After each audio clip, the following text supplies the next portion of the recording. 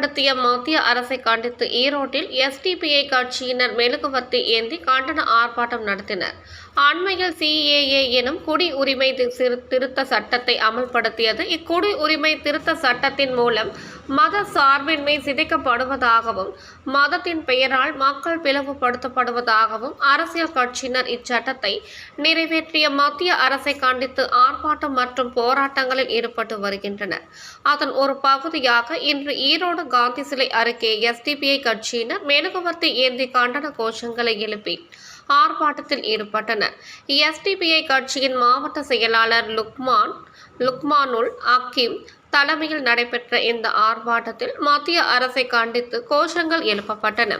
இதில் குழந்தைகள், பெண்கள் உட்பட 100க்கும் மேற்பட்டோர் கலந்து கொண்டனர். பாஜக அரசு தனது ஆட்சியினுடைய தோல்விகளை மறைப்பதற்காகவும் தேர்தல் பத்திர முறைகேடுகளை மறைப்பதற்காகவும் இன்றைக்கு குடியுரிமை திருத்த சட்டம் சிஏஏவை நடைமுறைப்படுத்துவதாக அறிவித்திருக்கின்றது. இதனை எஸ்டிபிஐ கட்சி வன்மையாக கண்டிக்கிறது. இதனை கண்டித்து இந்த சிஏஏ அமல்படுத்துவதை கண்டித்து தேசம் முழுவதும் எஸ்டிபிஐ கட்சி போராட்டங்களை முன்னெடுத்து வருகிறது.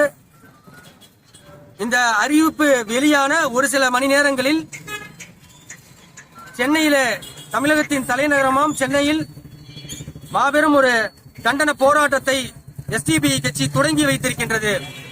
எஸ்டிபிஐ கட்சி பற்ற வைத்துக் கொண்டிருக்கக்கூடிய இந்த போராட்ட தீபம் தேசம் முழுவதும் சுடர்விட்டு எரியும் என்பதில் என்ற மாற்று கருத்தும் இல்லை. சமூகத்தினரும் சிறுபான்மை மக்களும் அதே போல இலங்கையில் தமிழர்களும் பாதிக்கப்படுகிறார்கள். குறிப்பாக இஸ்லாமியர்களை 2ஆம் தர குடிமக்களாக ஆக்கக்கூடிய ஒரு வழிமுறையை தான் ஒன்றிய பாஜக அரசு இந்த சிஏஏ சட்டத்தின் மூலமாக செய்து கொண்டிருக்கின்றது. இந்த சட்டத்தை கண்டு இஸ்லாமியர்கள் ஒருபோதும் அஞ்ச மாட்டோம்.